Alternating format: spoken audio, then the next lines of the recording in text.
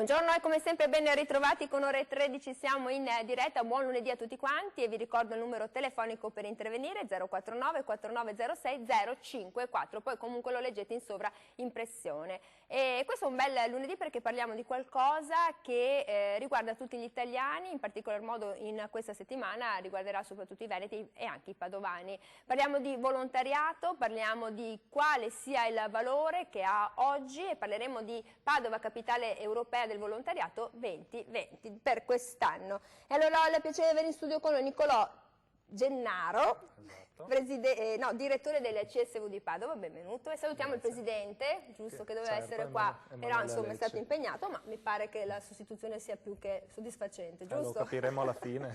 Daremo i voti. Poi ho il piacere di avere in studio con me Cristina Piva, assessore al volontariato e servizi civile del Comune di Padova, benvenuto Assessore, anche la prima volta che ci vediamo. Ci siamo intravisti sì. Così. E il piacere di avere in studio con noi il professor Diego De Leo della De Leo Foundation Padova, Fond, come mi ha detto prima, così non sbaglio, che ci racconterà che cosa vuol dire fare del volontariato, ma proprio sul campo, partecipare, ma anche offrire dei servizi a persone che si trovano in difficoltà. Senta Assessore, questa settimana è una settimana veramente per Padova abbastanza impegnativa. Il 7 arriva a Mattarella e si dà il via all'inaugurazione di quest'anno che sarà abbastanza ricco nel calendario. E tutto questo, secondo lei, le persone a casa si chiederanno ma perché Padova è uscita fuori dal cilindro? Padova ha una storia importante in campo del volontariato, una storia che parte da lontano, se pensiamo anche all'ospedale San Francesco, ma abbiamo delle realtà grandissime. Pensiamo alla Caritas, fondata da Monsignor Nervo proprio a Padova, il CUAM che 70 anni fa ha iniziato proprio a Padova, e la Banca Etica, ma tantissime associazioni che curano proprio l'aspetto sociale del volontariato padovano. Ci sono a Padova 3.400 associazioni nel territorio del comune, sono 6.500 o 6.450 nella provincia ed tutto questo è una ricchezza enorme per la cittadinanza, per Padova, ma per il Veneto, e noi sappiamo che è tutta l'Italia un po' così. Padova è l'emblema, se vogliamo, di questa situazione ed è anche quella che ha una grande responsabilità in questo momento di mostrare il lato della cittadinanza attiva degli italiani. Avete capito, quindi le motivazioni sono da ricercare nella storia, nel passato e nell'impegno continuo. Poi siamo in una regione in cui il volontariato è sicuramente un elemento fondamentale, ma vogliamo anche ricordare che dipende dai dati, dalla qual parte tu li voglia guardare. C'è chi dice che in Italia ci siano più di 3 milioni di volontari, poi c'è chi dice che ce ne sono 5, comunque ce ne sono tanti e se fosse una nazione sarebbe una bella nazione a livello mondiale perché sarebbe composta da 140 milioni di volontari e non è una cosa da poco, con un PIL che è del 3%, in Italia si attesta intorno all'1%, poi a seconda se si capisce profit non profit, perché poi è anche difficile capire la collocazione delle associazioni. E a proposito di associazioni, professor De Leo, voi siete un'associazione che proprio sul campo ha deciso di operare, cioè non siete solo un front office, ma in maniera concreta fate qualcosa. Sì, cerchiamo di fare il nostro meglio in un'area molto particolare che è quella delle perdite traumatiche, del lutto, ma di un lutto particolare, cioè di chi non aveva previsto in nessun modo che la morte avvenisse e che quindi si trova particolarmente impreparato a fronteggiare qualcosa che nessuno di noi è veramente preparato ad affrontare, cioè la morte. E questa difficoltà diventa ancora maggiore quando poi tutto questo accade in un modo violento, inatteso e tante volte anche senza il supporto di persone che possano fornire la spalla su cui piangere, su cui esprimere la propria sofferenza.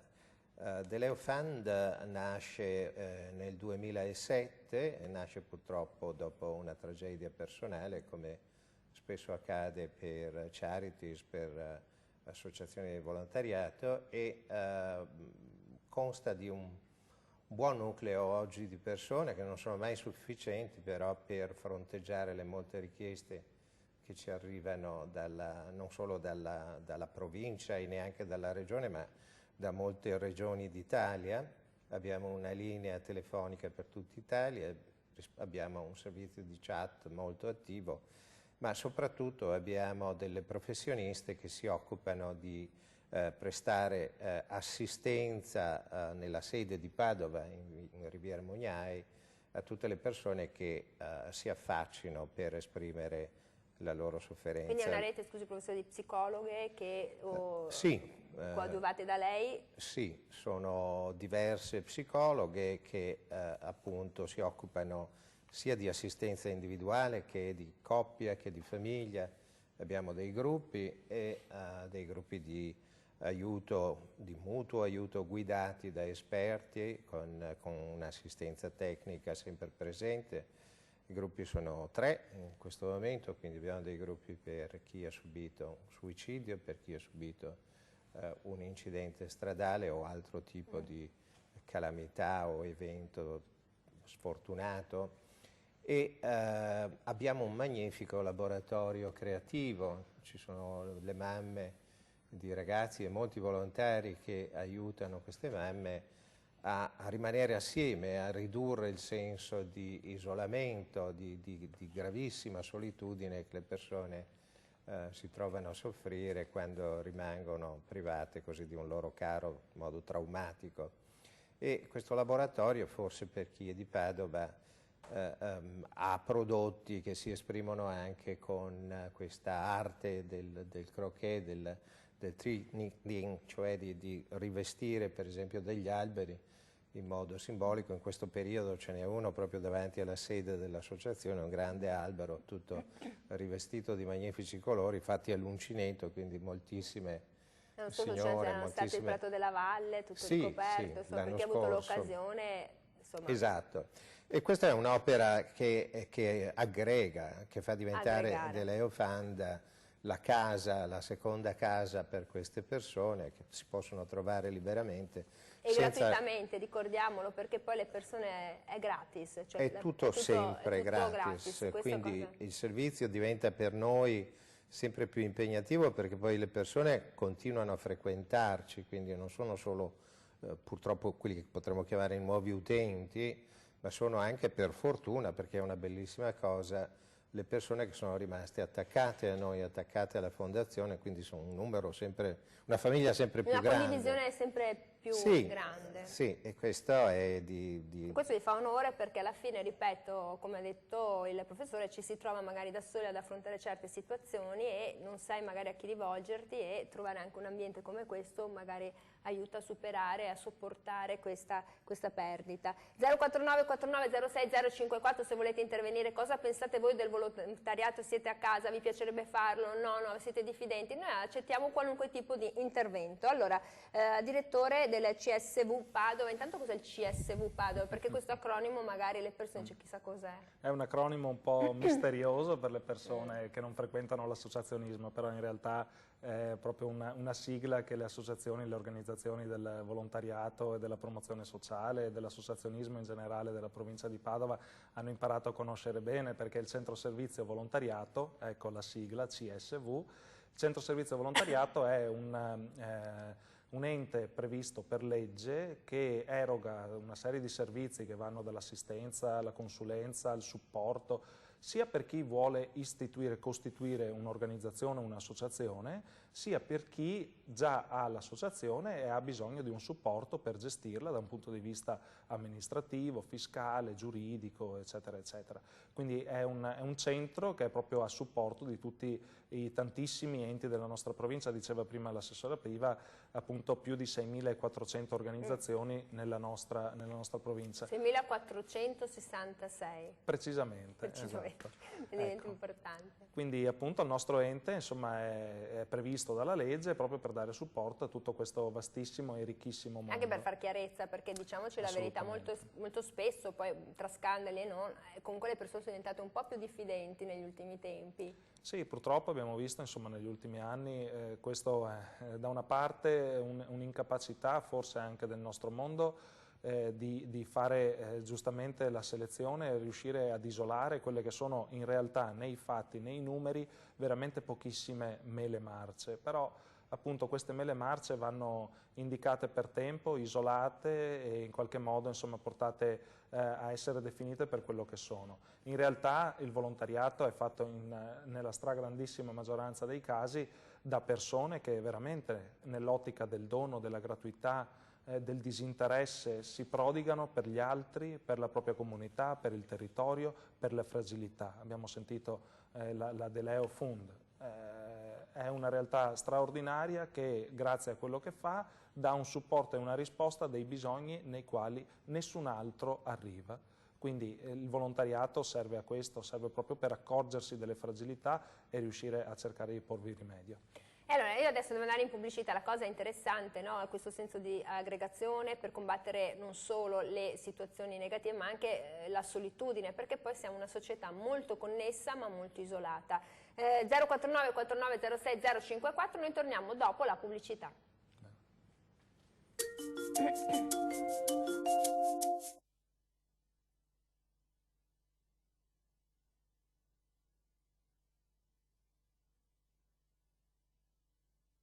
Più bella. Eccoci qui, siamo tornati in diretta 049 49 06 054. Cosa pensate? Voi che siete a casa del volontariato, ci credete? Vi piacerebbe farlo? Avete degli amici che lo hanno fatto, dei conoscenti? Che sensazioni avete? È un tempo impiegato secondo voi in maniera positiva? Oppure pensate che c'è sempre magari una situazione diversa? Oppure non ci credete fino in fondo? Noi accettiamo qualunque tipo di punto di vista perché siamo per fortuna in democrazia. Senta, Assessore Piva, il volontariato quindi a Padova si apre con questo grande arrivo del Presidente Mattarella, abbiamo detto venerdì 7 febbraio e quindi sarà un calendario abbastanza lungo, giusto? Sì, un calendario lungo per questi 3 giorni intanto perché sono ricchi di avvenimenti, di appuntamenti, di convegni, di riflessioni su quello che è appunto il tema del volontariato. E non mancano anche gli incontri e gli appuntamenti, concerti o appuntamenti teatrali all'interno di questi 3 giorni.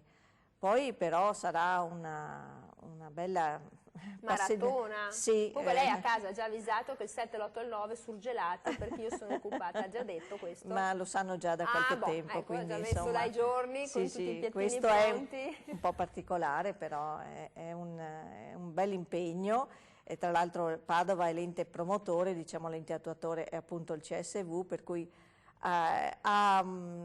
sono veramente loro quelli che mettono in campo tutte le varie attività e che naturalmente in collaborazione col Comune di Padova sono a stilare la lista degli appuntamenti e degli incontri, degli ospiti, perché è veramente una grande fatica. Giovane, perché così dice lo mettiamo là, sì. l'energia ce l'ha, quindi dovrebbe andare lui. Assolutamente sì. Quindi insomma un calendario che si conclude, che avrà quindi alcuni appuntamenti e poi si conclude a dicembre. Si concluderà a dicembre con la nomina della Capitale Europea del Volontariato per il 2022, perché il 2021 sarà appunto Berlino, già stabilito a dicembre scorso, e questo ci fa capire quanto sia importante anche la candidatura e la nomina di Padova, che verrà sostituita da una città prestigiosa come Berlino. Vabbè, però noi tedeschi non li vediamo e siamo contenti di avere la nostra città.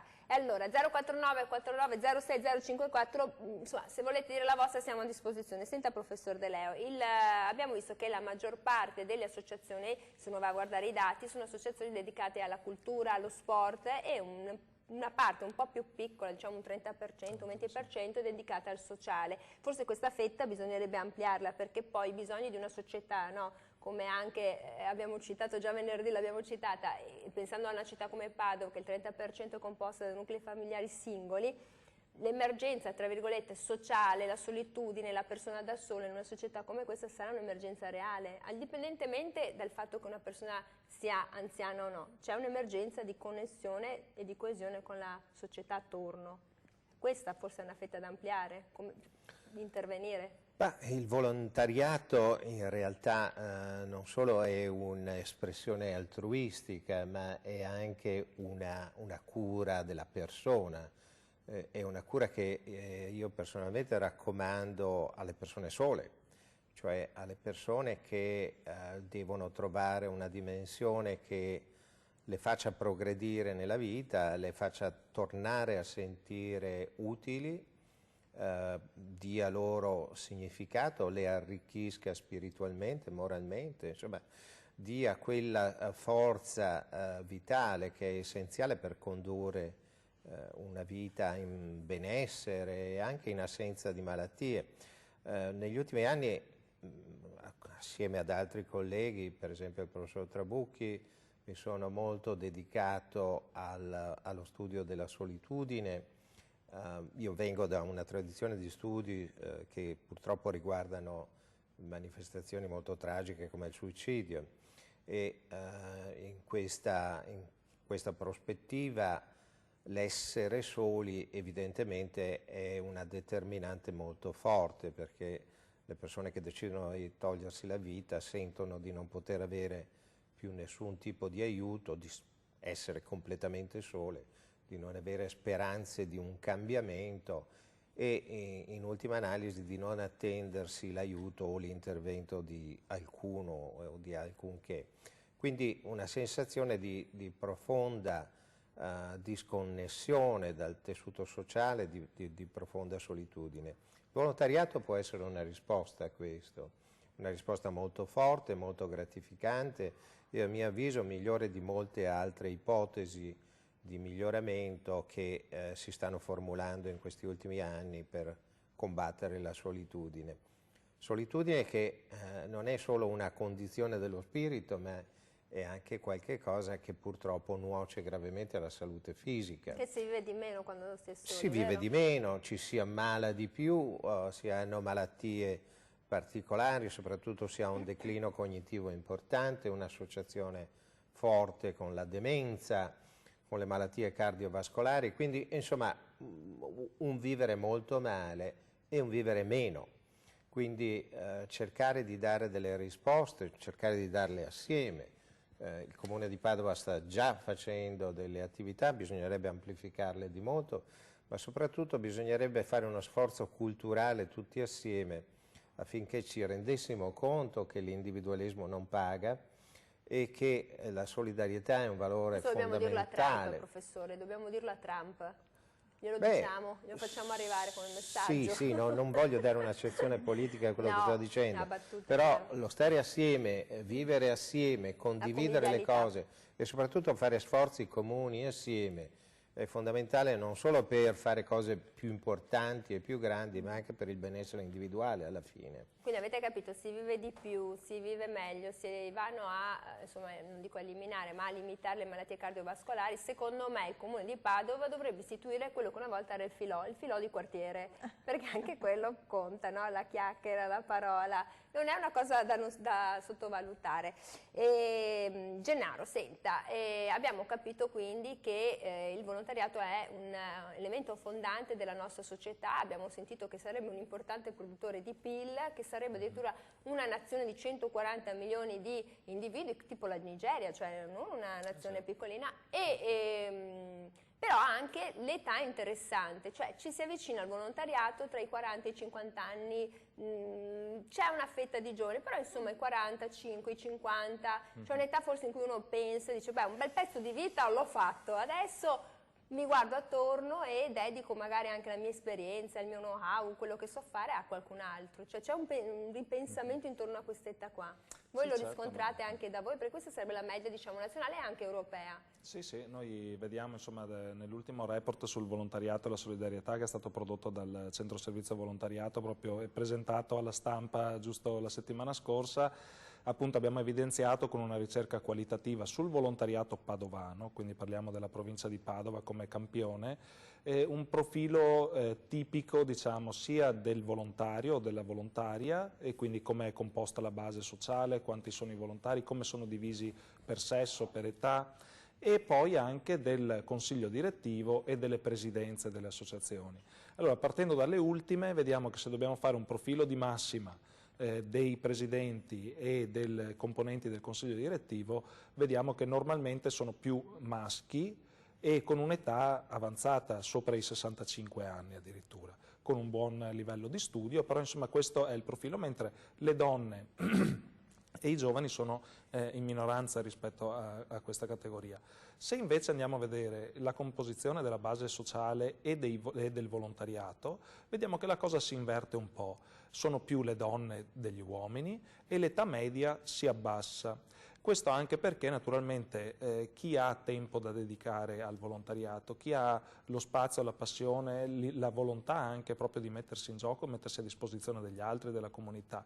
Appunto, citavamo i pensionati o chi comunque si sta avvicinando all'età pensionabile e quindi si pone la domanda di anche come... perché dopo la moglie, quando c'ha tutto il giorno a casa, non lo dopo sopporta chiama più. il professor De Leo prima di commettere un atto criminale e dice: professore, guarda, mi trovi Non un ce la posto facciamo, che non sappiamo dove metterlo. No? Naturalmente, non solo l'età pensionabile, anche il fatto magari di aver avviato i figli ad un'età adulta, quindi insomma trovarsi con meno impegni naturalmente pone la domanda del come investire positivamente il Allora, proprio tempo continuiamo sul come libero. investire positivamente il nostro tempo dopo la telefonata. Pronto, buongiorno, buon lunedì.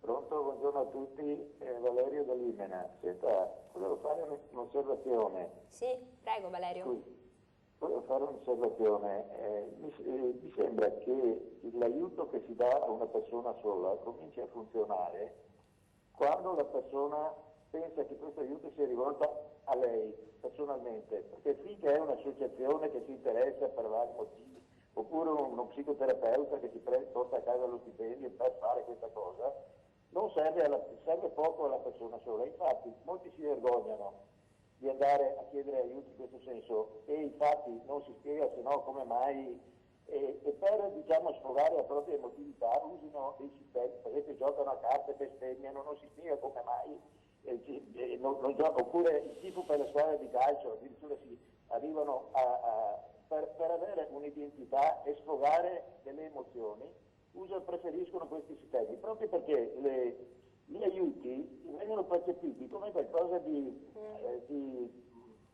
affettato, come dire, sì, mi aiuta ma non aiuta me, aiuta quando la persona si accorge che l'interesse è per Giovanni se stesso? Rossi, personalmente, allora comincia a funzionare.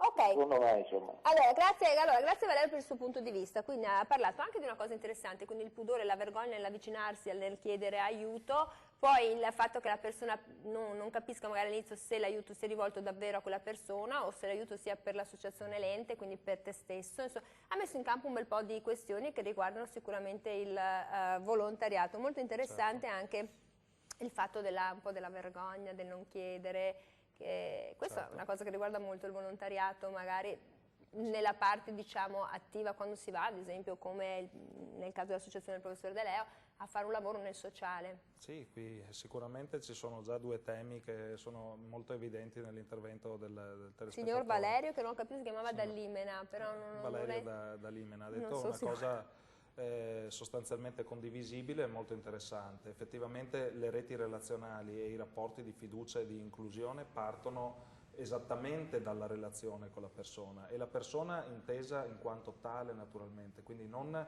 categorizzata ma in quanto nome e cognome, col suo vissuto, con la sua identità, con la sua storia. Questo è un tema che riguarda tantissimo anche le organizzazioni di volontariato, laddove tante volte si rischia di vedere l'utenza, quindi i destinatari dei servizi che vengono erogati dall'associazione, appunto accomunati da delle caratteristiche che li fanno entrare in una determinata categoria. E quindi posso pensare alle persone con disabilità, le persone con disagio psichico o, insomma, onor di cronaca degli ultimi anni, le persone richiedenti asilo. Allora, vediamo una caratteristica della persona che la fa essere quindi inserita in una categoria e destinataria cioè di un cioè viene servizio. dato un marchio, un timbro, Però e quindi questo è incasellato. rischia di diventare un marchio, quindi la grande frontiera appunto dell'inclusione che ci riguarda tutti, non solo il mondo dell'associazionismo, riguarda la funzione pubblica, riguarda tutti i mondi della nostra comunità, riguarda ogni singola persona, è quella di riuscire a vedere nell'altro appunto tutte le sfaccettature che compongono la personalità e quindi non marchiare esclusivamente con una caratteristica.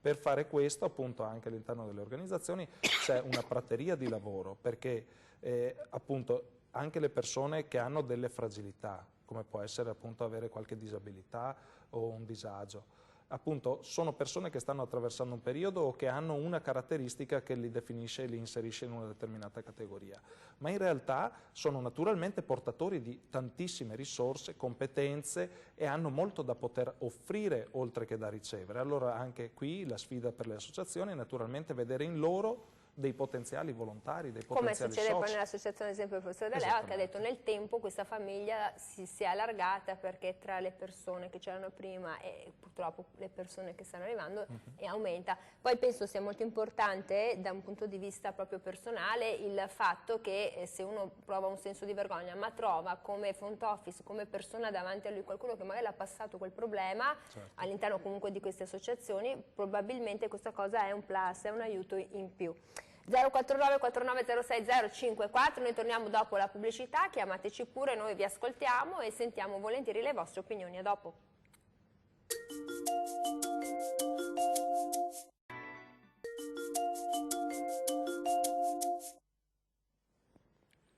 Eccoci qui, siamo tornati con la diretta 049 4906 054, quindi questo volontariato che questa settimana è molto importante per la città di Padova e per la città del Santo, perché diventa capitale europea del volontariato e ci fa piacere un fiore anche all'occhiello, perché insomma l'Italia spesso viene citata per tante problematiche, ma guardate che potenza il volontariato. Quindi se volete intervenire e dire la vostra come ha fatto il signor Valerio, noi siamo qui a disposizione. Senta Assessore, la cosa che accomuna è il bisogno da una parte di offrire tra virgolette un servizio, quindi di mettersi a disposizione del volontariato, e dall'altro di andare a coprire un bisogno di una persona che si trova in difficoltà, ma non solo. Qual è la componente delle associazioni che ad esempio fanno capo al Comune di Padova, o comunque voi trovate, culturale, sportiva, come alla persona? Abbiamo un po' di tutto, molte sono per esempio le associazioni di tipo sportivo, quelle che collaborano con i quartieri, con le parrocchie, che animano gruppi di ragazzi che altrimenti non avrebbero la possibilità di fare sport. Ce ne sono moltissime di tipo assistenziale, penso a tutte quelle che gravitano intorno all'ospedale, dal settore del trasporto dei malati a quello della cura, dell'assistenza all'interno dei reparti ospedalieri, e sono tutte associazioni che si rivolgono non alla categoria come potrebbe fare un'amministrazione, perché l'amministrazione ha cura, diciamo, delle persone, rendendole, diciamo, traducendole in categoria i bisogni, mentre il volontariato arriva alla persona con la sua storia, con le sue necessità, ed è questo che rende il volontariato non un supplente dell'amministrazione, ma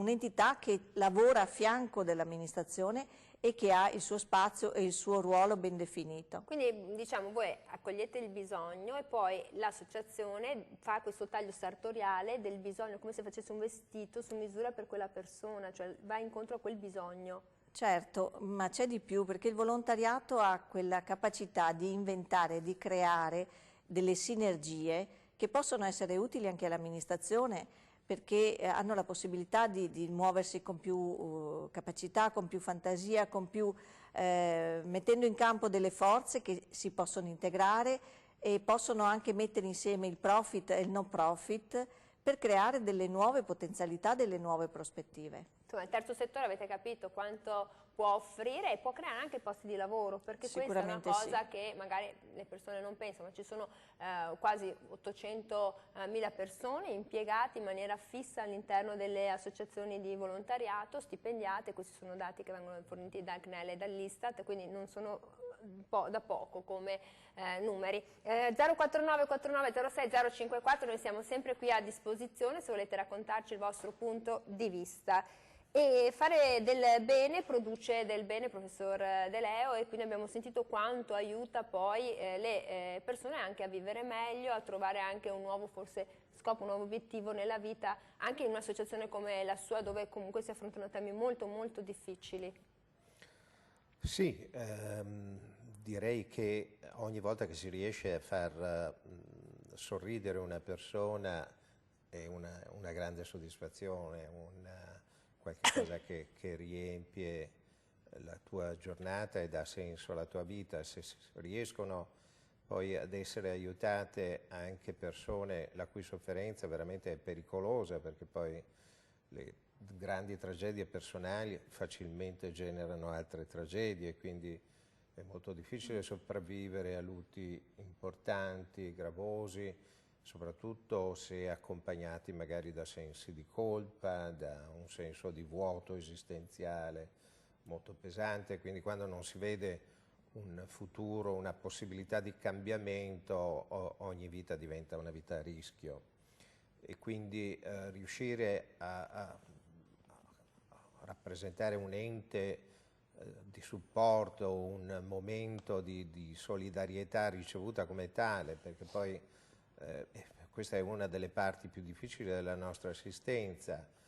Noi potremmo anche metterci tutta la buona volontà, ma non essere capiti o non essere efficienti nel nostro sforzo, e quindi l'utente, la persona che si rivolge a noi pensa di non essere aiutata abbastanza, quindi il nostro tempo e la nostra energia in questo caso va a vuoto. E questo in medicina è un po' sempre così, non solo nell'assistenza emozionale, nel supporto al lutto, quindi è sempre importante quello che il paziente pensa di aver ricevuto dal proprio medico in termini di attenzione e di cura, no? Il concetto anglosassone di care, sì, di prendere completamente in sé la figura, la persona, di metterla al centro, è molto importante, perché va recuperato rispetto a un concetto di medicina purtroppo troppo orientata al risparmio delle risorse, alla fine meccanicistica, utilitaristica, che alla fine diventa una medicina d'organo e trascura la persona. A me piaceva perché gli inglesi dicono caregiver, no? Prendersi cura, e poi ho iniziato ad usare questo termine anche da noi, no? Almeno qualcosa di mutuato dal paese che ormai dobbiamo salutare, non sono neanche più nell'Unione Europea. Noi concludiamo l'anno nel 2020 così felici col volontariato, e questi ci hanno abbandonato, tipo vabbè, capita anche questo. La nostra competitor era inglese, scozzese. Vabbè, meglio così. Cosa volete che vi dica? Bisogna anche essere a questo punto anche molto pragmatici. Direttore, senta, prendo la telefonata, intanto lei mi scatena la telefonata, suona la barbetta così, è l'età, vero? Pronto, buongiorno. Buongiorno, sono Giusy, e lei sui ospiti. Buongiorno Giusy. Mi sembra di aver capito che arriva il Presidente, il Presidente della Repubblica a Padova per una visita di volontariato. Ho capito bene? Sì, viene Mattarella il 7 febbraio Allora, è bene che faccia un sopralluogo a Padova per una passerella, però prima di tutto, se non ci fosse il volontariato, il governo certo non si preoccupa, o poco, risparmiando milioni di euro all'anno con i volontari. Abbiamo anche noi qui a Treviso il Banco Solidale, che non sento mai che viene nominato, se non viene nominato da noi qui nel luogo, che la Presidente Mirella Tuzzato è in gambissima. E su una casa, ho sentito 20 giorni fa, hanno trovato morto un signore di 72 anni con il fratello psicolabile. Dunque 3 mesi, si sono accorti dopo 3 mesi. Allora io dico, questo ragazzo psicolabile, le assistenti sociali che non l'hanno visto per 3 mesi, il medico di famiglia che senz'altro doveva andarsi a prendere le medicine, questo ragazzo psicolabile magari andava suo fratello, per 3 mesi non li hanno visti, non si sono preoccupati. C'ha ragione lei? Il volontariato, e le assistenti sociali e il medico di famiglia non sapevano che avevano un psicolabile nel loro paese. Quindi Giusy, lei sta dicendo, Giusy, che venga... trovato morto, ma stiamo scherzando. Allora lei dice, Giusy, Mattarella dovrebbe venire a Padova per recarsi a Treviso, andare in tutti i capoluoghi del Veneto? Dovrebbe rimanere a casa perché facciamo lo stesso, mi dispiace dire questa cosa, ma io quando vedo che accade ma qualcosa di grave, fanno tutti la passerella, devono impegnarsi di più perché noi stiamo mantenendo tutta la gente che non ha lavoro, che sono anziani, che ha le pensioni bassissime. Non si può andare avanti così, è troppo facile fare la passerella. Quindi lei dice facciamo lo stesso, anche se non viene, siamo bravi lo stesso, ci impegniamo. Allora, grazie, mi fa piacere, siamo in democrazia, Giusy, ci mancherebbe. 049 4906 054, beh, anche questa è una bella telefonata che fa riflettere, perché dice... Ci sono tante, in questo caso le associazioni di volontariato contano poco, perché giustamente la signora dice dov'era il medico di famiglia, dov'era l'assistente sociale, e il fenomeno poi che è capitato anche a Padova, mi pare alla fine dell'estate, di una persona che è morta in casa, cioè le sentiamo queste. E qui i volontari come si imperniano in tutte queste situazioni, perché anche è un fenomeno questo molto importante. Certo, e sempre riparte dalla solitudine, perché comunque il problema è quello. Assolutamente. Beh, intanto, visto che insomma, sono stati citati tanti argomenti da Giusy, mi sembra, Giusy, da Treviso, e sono stati toccati tanti argomenti. Uno riguarda anche un po' insomma, la figura del Capo dello Stato, il Presidente della Repubblica, che noi siamo felicissimi di accogliere qui a Padova. Ricordiamoci un po' insomma, che il Presidente rappresenta tutti gli italiani, tutte le istituzioni del nostro Paese, e non è un membro del governo, non ha responsabilità appunto esecutive e legislative nel nostro Paese. È il Presidente di tutti e ci garantisce l'unità nazionale, è il simbolo di cui noi tutti dobbiamo essere molto molto orgogliosi. In particolare questo Presidente, Sergio Mattarella, ha sempre avuto ben presente i temi del volontariato, della solitudine e tutti i temi che la nostra amica Giusy ha sollevato durante la sua telefonata. Tanto è vero che l'iniziativa, che inizia appunto il 7 di febbraio e vede la sua presenza alla cerimonia di inaugurazione, ha un titolo che è Ricuciamo insieme l'Italia, che è proprio una parafrasi dal suo intervento di fine anno del 2018. Quando proprio parlando delle mancanze della politica, delle mancanze delle istituzioni italiane, ha poi parlato del mondo del volontariato e della solidarietà, dichiarandolo come l'Italia che ricuce. La sua consapevolezza è massima su questo e appunto non è un caso che nella sua fittissima agenda il Presidente abbia voluto, e questa è una scelta di cui dobbiamo sentirci orgogliosi non solo come padovani, non solo come veneti, ma come tanti milioni di persone che sono impegnate ogni giorno nel volontariato. Questa scelta è una scelta e il Presidente la fa per portare la sua vicinanza e far sentire che le istituzioni devono essere alleate del volontariato e di chi si impegna per la solidarietà per risolvere i problemi, compresa la solitudine. Sulla solitudine una piccola chiosa. Sì, poi un'altra telefonata. Perfetto, benissimo. Vada. No, appunto sulla solitudine è un dramma ed è purtroppo, dobbiamo riconoscerlo, è un dramma crescente e non è più solo un problema che riguarda le persone anziane.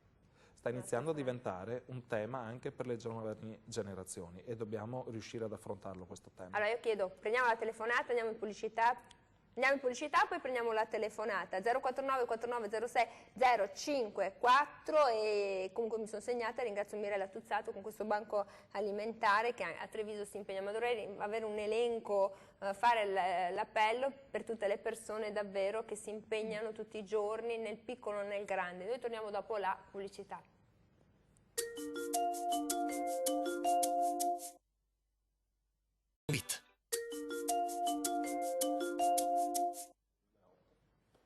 Eccoci qui, siamo tornati in diretta 049 49 06 054, quindi il volontariato, che valore è, che sensazione avete nei confronti di questa attitudine, attività, forse proprio anche tutta umana, del sapersi donare, nell'intervenire, di non veder soffrire anche il prossimo, di poter essere collaborativo e d'aiuto. Io chiedo alla regia, c'è la telefonata oppure no? Andiamo avanti. Sì, c'è, prendo la telefonata. Pronto, buongiorno? Pronto, buongiorno. Buongiorno signora. Sì, io volevo dire che non solo il volontariato va formato, ma anche le strutture dove a volte il volontariato si offre vanno preparate ad accogliere, ad accettare e a vedere il volontario come un valore aggiunto e non come una persona che controlla, che vede, che può dire, notare dei difetti, qualcosa che non va bene, insomma. Ah, quindi lei dice il volontariato è vero che è bello magari fatto da tante persone, però vanno formati e preparati. Interessante questo, molto importante, giusto perché... Ma anche le strutture, secondo me, è importante che siano preparate ad accogliere. Allora signora, la ringrazio davvero molto perché questo è un elemento molto interessante, uno spunto di riflessione, perché giustamente uno dice voglio fare volontariato, ma che capacità, che attitudine, cioè voglio fare volontariato, non so, in una situazione di emergenza, però sei capace, ce l'hai il fisico, sei dotato. Allora Assessore, anche questo è un elemento da non sottovalutare, quindi strutture e preparazione del volontariato, del volontario. Molte associazioni di volontariato effettuano anche corsi di informazione e di informazione, perché sappiamo benissimo che si va a toccare un'area della persona che non sempre è possibile gestire soltanto con la buona volontà. Bisogna essere preparati, bisogna sapere anche cosa dire e come affrontare i problemi. E so che molte associazioni hanno una preparazione e chiedono spesso anche una formazione all'interno dell'amministrazione. A volte offriamo anche gli spazi perché queste cose possano avvenire, ma soprattutto il CSV, il Centro Servizi Volontariato, ha la possibilità di intervenire, di dare anche un sostegno perché tutto questo venga organizzato e fatto. Quindi insomma non abbiate paura che vi trovate davanti a delle persone che vengono comunque preparate, penso anche no, se tu vuoi donare il sangue devi avere delle certe caratteristiche, devi avere una certa età, devi fare un certo tipo di percorso, non è che vai là il giorno dopo, tutti ti quelli dicono che fermati, perché anche è importante. Nell'ambito sanitario hanno dei corsi di formazione, perché anche assistere una persona malata di tumore non lo si fa dal punto di vista medico, perché questo logicamente non è il compito del volontario, ma avvicinare una persona che ha queste problematiche, che ha una famiglia che soffre dello stesso problema, non è facile, bisogna sapere come avvicinare, come parlare a queste persone. C'è una formazione. E questo viene fatto, certamente sì. E quindi questo, voglio rassicurare la signora, succede anche nella fondazione del professor De Leo, e soprattutto voi che insomma avete a che fare con persone che proprio hanno bisogno di un supporto psicologico non indifferente, quindi sono formati anche tutti quanti, perché è un'associazione particolare anche la vostra. Sì, noi sicuramente formiamo e anche piuttosto a lungo le persone che vengono a lavorare da noi come tirocinanti o anche come volontarie. Poi facciamo dei corsi di formazione per il pubblico e per le persone che sono interessate a certi temi specifici, insomma, quindi l'accompagnamento al lutto, le lesioni d'organo che rappresentano poi un'amputazione non solo anatomica ma anche per il corso della vita, sono situazioni che richiedono sicuramente una preparazione specifica e che noi... Non ci si improvvisa assolutamente, no, perché magari giustamente chi è a casa dice ma insomma magari sono tutti improvvisati, tanta buona volontà, però no. Facciamo il nostro meglio. La struttura, perché si preoccupava soprattutto anche la struttura, va bene, accogliente, quindi questo diventa molto importante. E dicendo anche, guardando quello che diceva la signora Giusy, è molto interessante perché si ritorna proprio sul concetto della solitudine e dell'abbandono. Allora, lei è un libro, vediamo se riusciamo a farlo vedere, oppure si dice maledetta solitudine, che in questa stagione va anche bene, che la associamo anche a maledetta primavera, quando sarà, cause ed effetti di un'esperienza difficile da tollerare, che è un bel libro che l'ha scritto col collega con Trabucchi. Marco Trabucchi, sì. E quindi questa solitudine davvero pesa tantissimo in questa società. La solitudine ha un peso enorme, sottovalutato, trascurato, considerato non una priorità, ed è un errore. È un errore tra l'altro che dovrebbe essere contestualizzato, perché noi italiani siamo tra quelli che soffrono di più al mondo di solitudine, e quindi questo non è un'opinione personale, ma sono studi internazionali, cooperativi, e quindi dovremmo fare degli sforzi supplementari rispetto agli altri per cercare di vincere questa condizione che ci vede sempre o più vergognosi, come diceva la signora, il signore al telefono, oppure come persone che comunicano poco con gli altri. Ma è per quello che ci sono tutti questi casi di persone che muoiono in casa, delle quali nessuno sa nulla, cioè questo è un elemento emergente. Sì. Abbiamo avuto casi molto riportati dai media, come il professore veneziano, si diceva del postino che continuava a mettere non vedi che sei le intasato. lettere e la corrispondenza in una cassetta postale che era zeppa. Quindi... Ma è perché ce ne freghiamo, professore? Cioè, nel senso, la domanda è perché ce ne freghiamo, pensiamo più al nostro, non ci interessa più del prossimo. E questa è la lotta culturale che dobbiamo portare avanti, questo è il cambiamento di cui abbiamo bisogno. È un cambiamento importante per il quale bisognerebbe fare una programmazione seria, prendere veramente come un compito importante questo, perché è solo attraverso un profondo cambiamento, una profonda revisione dei valori che stiamo mettendo in gioco che potremo ottenere risultati apprezzabili, altrimenti faremo dei rimedi tampone che serviranno probabilmente molto meno. E poi c'è proprio, io le rendo il libro, perché guardate che lo rendo, così avete visto tutto. Probabilmente c'è una componente anche caratteriale, anche magari penso al Veneto, no? Che un po' più sto sul mio, è tutto mio, c'è anche un po' questa componente che non ti permette di conoscere il tuo vicino, siamo rognosi, fastidiosi, pensate 3 milioni di cause per liti condominiali, cioè siamo un po' rognosetti, quindi anche il fatto della solitudine e di combatterla, le persone che sono da sole, e il volontariato forse va verso questa direzione, può in un certo senso, non dico eliminarla, ma contenerla. Qui siamo di fronte a uno delle tante complessità del nostro territorio, perché se è vero che possiamo descriverci come persone che magari sono chiuse, che stanno sul loro, la piccola impresa veneta, insomma, che è la base del nostro tessuto economico, insomma, ma anche il fatto di avere così tante organizzazioni può far sembrare questo, perché nella provincia di Padova sono 0,7 ogni 100 abitanti, il che vuol dire che se mettiamo all'interno di un'associazione un 30-40 soci, insomma, praticamente tutti facciamo parte di un'associazione, ognuno vuole la sua, e quindi sembra veramente che anche lì si ripercuota un po' questa tendenza al fare da soli. Ecco. Ci vorrebbe l'associazione metropolitana, come per le città, come per le città, sono tutti questi comuni. Che poi ci sono, perché ci sono dei grandi enti regionali, nazionali, che raccolgono le associazioni che si affiliano, che sono in relazione, insomma, con questi enti più grandi. Ma quello che volevo dire è che da una parte noi nel nostro territorio vediamo questo fenomeno, c'è, ma dall'altra vediamo che invece poi quando c'è il bisogno, il Veneto dimostra una capacità di essere un popolo solidale e altruista, generoso, che veramente si registra molto di rado in altri territori. Vi cito solo l'ultimo caso che c'è stato dell'Acqua Alta a Venezia. L'Acqua Granda a Venezia dello scorso novembre-dicembre ha portato nell'isola migliaia e migliaia di persone, di cui tantissimi, oltre 3.000 giovani, giovanissimi delle scuole superiori.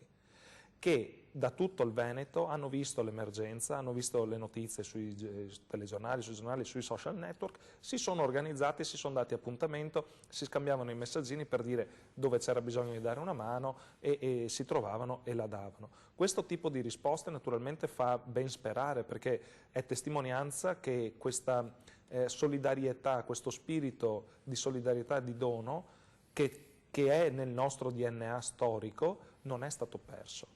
E allora forse la sfida è quella di cercare di contrastare la solitudine e questi atteggiamenti esclusivi e isolazionisti con una riscoperta forse anche di quello che è l'identità storica nostra, che è quella di un popolo assolutamente generoso e fraterno. Pensavo all'Acqua Grande, come è venuto in mente l'alluvione di Firenze, quando hanno salvato le opere d'arte, gli angeli del chiesa. fango del 66. Cioè, quindi in realtà, social o non social, gli italiani corrono sempre. Corrono sempre, abbiamo visto anche Vaia a Belluno, insomma. Quindi dobbiamo anche veramente, forse è da studiare questo DNA del darsi al prossimo, di donarsi, questo forse sarà da studiare. Giusto? Perché è una cosa non differente. Io devo andare in chiusura, però Assessore Piva, vogliamo ricordare questo grande appuntamento?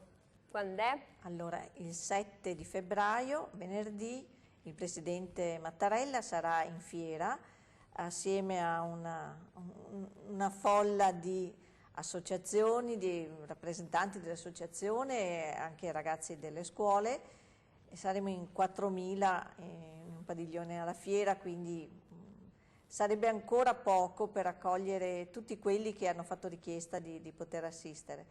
E quello che noi vorremmo lasciare al Presidente Mattarella è proprio questa idea di una città che si muove ancora prima che si chieda qualcosa. Quando c'è, come si diceva, l'evento, quando c'è la necessità, quando c'è il bisogno, i padovani, i veneti, ma gli italiani in genere si muovono, e questo deve essere la sfida, quella di raccogliere la spinta iniziale e farla diventare un motore continuo. E allora avete capito, quindi 4.000 e avete dovuto dire basta, perché altrimenti ci vorremmo 10 padiglioni della fiera per contenere il tutto. Io ringrazio davvero molto tutti coloro che ci hanno guardato, chi ha chiamato, chi ci guarderà in replica. Ringrazio davvero molto Nicolò Gennaro, direttore del CSV di Padova. Grazie. Grazie a voi. Grazie all'assessore al volontariato e servizio civile di Padova, Cristina Piva, per essere stata con noi. Grazie al professor Diego De Leo della De Leo Fond di Padova e Maledetta solitudine. È un libro che, insomma, se volete leggerlo vi darà tanti dati interessanti. Noi con Ore 13 torniamo domani, grazie, arrivederci.